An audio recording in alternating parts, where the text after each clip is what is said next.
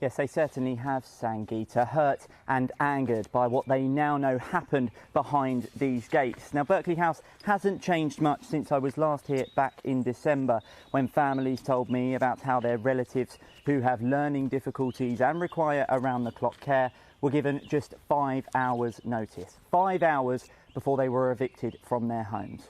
Some of them had lived here for more than a decade. Now, they were devastated, but they didn't quite know what happened here at Berkeley House. As soon as the padlock went on and it was locked up for good, they thought they'd never find the answers. But they know now, with this damning CQC report, which makes for difficult reading. Hiya. Yes, darling. Michael Wakefield is trying to settle into his new house, 4 months after being suddenly evicted from Berkeley House, a place he called home for 10 years. Since the move, he has been diagnosed with PTSD, a diagnosis his parents can now truly understand, given what was uncovered by inspectors. They took away his dignity, his confidence, his human rights. Yeah, absolutely his human rights. And they wrecked everything. And we have to start again. We have to start again helping to rebuild his life from scratch almost. The Care Quality Commission report says some of the residents had been unlawfully restrained and harmed by staff. Their human rights were not upheld and the leadership was inadequate.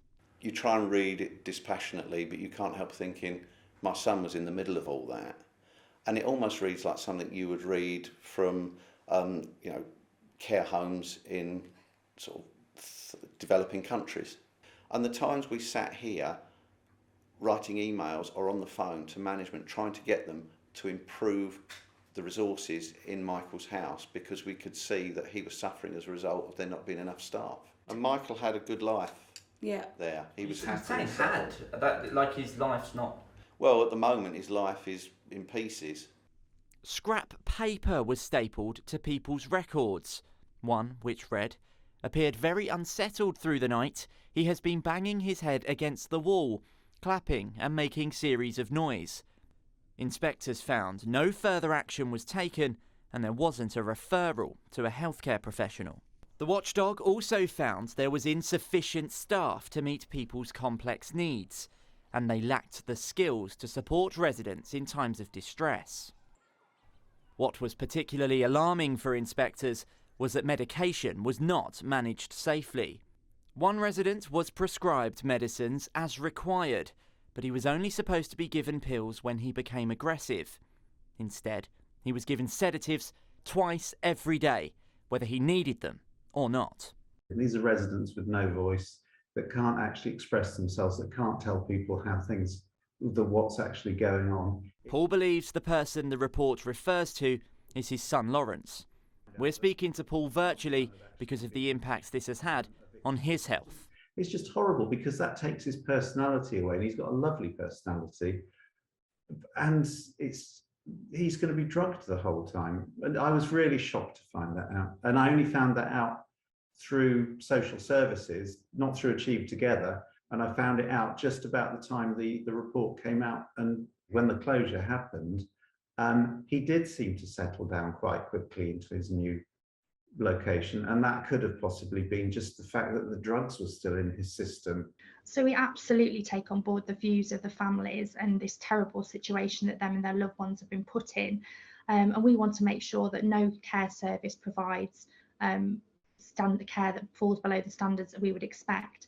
And although we currently have no regulatory remit over Berkeley House because it's closed, we are working really closely with Achieve Together's leadership team to ensure that this doesn't happen again.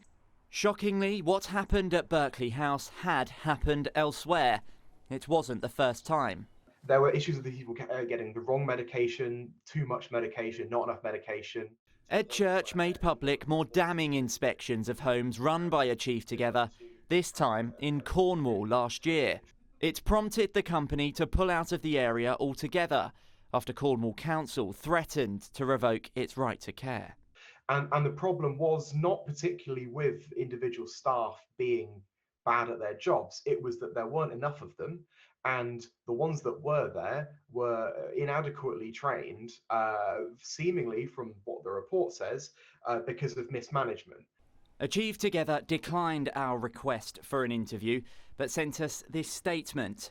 For over 25 years, they have been committed to delivering specialist care and support, and this is reflected in 92% of their services being rated good or outstanding, significantly above the national average.